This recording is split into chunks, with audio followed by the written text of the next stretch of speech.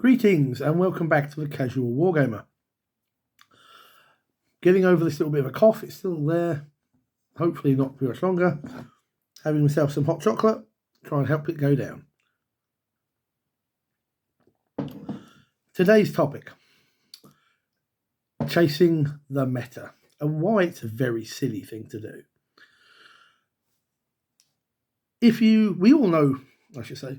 We all know what chasing the meta means, but generally, like anything, if you ask 2 or 3 different members of our community, you'll probably get 2 or 3 different responses. But generally, I think we can agree that chasing the meta basically means looking at what the tournament community, the competitive community, views as the best codex, the best army, the best list for said codex and army, and basically chasing that, buying those models, painting those models, or getting someone to paint them for you and playing them. And then when the next cool thing comes out, generally selling those, buying the next cool thing, and starting the cycle over again. It's a bit silly. It's about always wanting to win. It's about always wanting to do really, really, really, really, really, really, really well.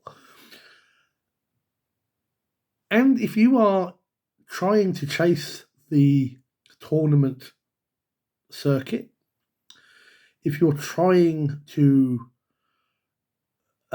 improve yourself to that sort of extent, then okay, maybe the likes of myself and others cannot tell you that it's a silly thing to do. You know, if that's your goal, is the lofty heights of Warhammer 40k fame, then fine, by all means go for it. For the rest of us, which is the people this channel is really devoted to, chasing the meta is a really, really silly thing to do. And I have seen people do it. Pardon me again. I saw people do it when the Leagues of Votann original release came out in 9th. It was so broken, so OP, that I know people who jumped on the bandwagon simply based on the internet rumours alone. And as soon as they got rebalanced, nerfed, whatever you want to call it, suddenly, oh my God, these are now useless to me. I don't want to know. And they shifted them on.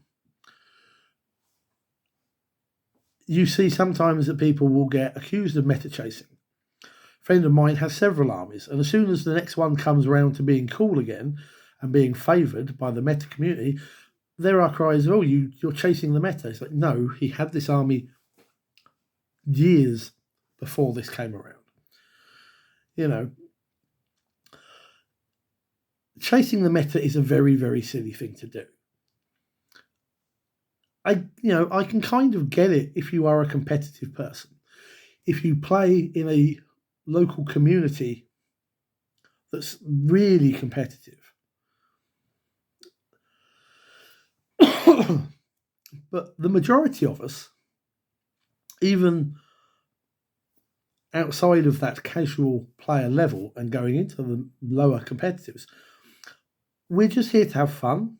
Yes, nobody goes into a game not wanting to win. Even I, with my crap lists, my narrative lists, I'm going into a game to try and win it. But Warhammer 40k, any war game, is a game of pushing the models around the table and rolling dice, having a laugh, and playing for fun. I've always said it, and I will go back, time and time again. From its inception, Warhammer 40k was never intended to be a competitive game. It's what our American friends call a beer and pretzels game. The last 20 odd years have the community, people coming into the game, have kind of spoilt it, I think, a little bit. Yes, I know, controversial. They've made it overly competitive. Warhammer 40k, whatever again, we're ignoring the top tournament level sort of stuff, those shenanigans. In your basement, in your garage, in your friend's house, at your local gaming store, at your local club, just play the armies you like. Play an army and an army list that you think is fun. Maybe it's flavorful. It's not costing you a fortune to have the latest models, the cool models. It's not costing you anything more than you want to put into it. And I don't get why anyone would want to basically spend a small fortune on having the most perfect army for it probably to be the most perfect, brilliant, most awe-inspiring army ever, for it to disappear 3-6 months later and you've got to change to something else. Sell them off and buy a shed load more. Why? Did you enjoy playing the army or not? If not, why were you playing it? If you did, why not stick with it? Pardon me. Bear with me one moment. Must have some hot chocolate. Okay. Now, I know this particular topic might get a little bit of grief from some people. They'll disagree, and that's fine. It's about creating a conversation, a discussion, and seeing what you think. Whether you agree with me or not on my definition of metagaming, or chasing the meta, I should say. And whether you agree with me about the concept of how silly it is. Tell me down below. Let me know. Now, somebody in a comment recently, and I've spent the last half hour or so looking for it, and I cannot find it now, which is really embarrassing. On one of my videos, they made a point, or a question, a suggestion, of what about if somebody 3D prints their own army to chase the meta? And the reason I haven't done this video sooner was because I was trying to think about this, and I'm not sure. Obviously, it's a lot cheaper than going out and buying the Games Workshop models. But I know from a personal level, I would rather play and face official models. And that's a side topic. We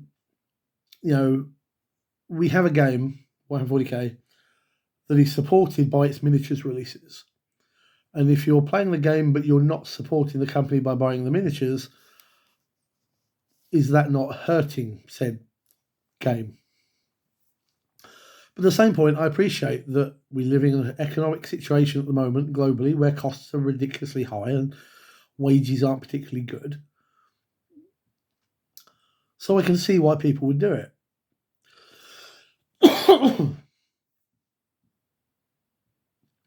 The next thing that comes to mind is just 3D printing the army and not using, well, hopefully you're not copying Games Workshop IP, but an example is a friend of mine has a Tyranid army. He 3D printed it during 9th when that codex came out, but he purchased the STL files from One Page Rules Grimdark Future, which have their own, I think they're called alien hives, and the models look absolutely awesome.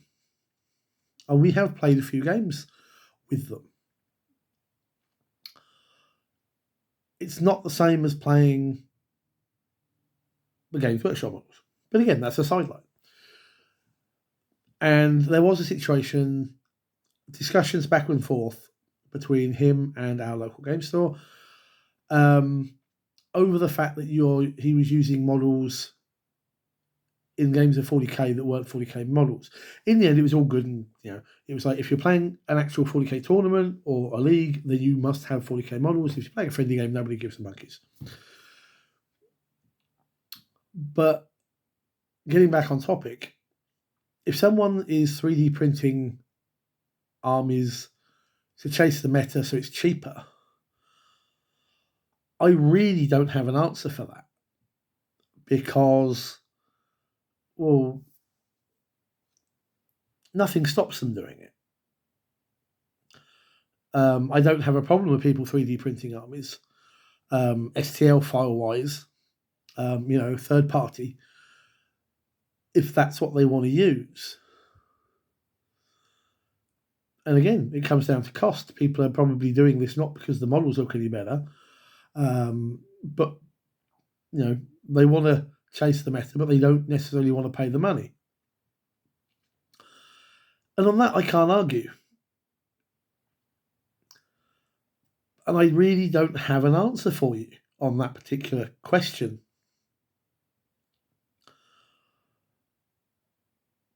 I suppose the argument from me is, again, it just comes back to the fact that 40k was never intended to be a competitive game. So why do you feel the need to chase said meta, to play that army? Find the army you want to play.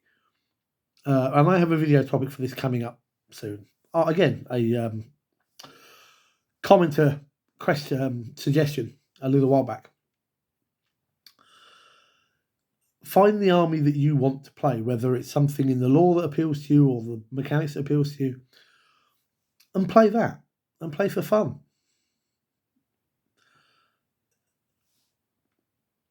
So I can't answer the question about 3D printing third-party models to chase the meta. I just think in general, chasing the meta is a very silly thing to do. Let me know what you think. To both sort of questions, really. If you are a meta chaser, why do you do it? All right, you're probably not a meta chaser too much because you're watching a channel called The Casual Wargamer. But let me know why you would do that and keep swapping through these armies every few months just to be the best of the best. Why not just play the game? If you agree with me or disagree with me, throw it down below. It's always good. But again, I just come back to whatever you are as a 40k player or an Age of Sigmar player or whatever. Find the army that you like and play for fun. Have a laugh. Do cool stuff with your models. Anyway, I've waffled off long enough. So my hot chocolate and I will bid you a good evening.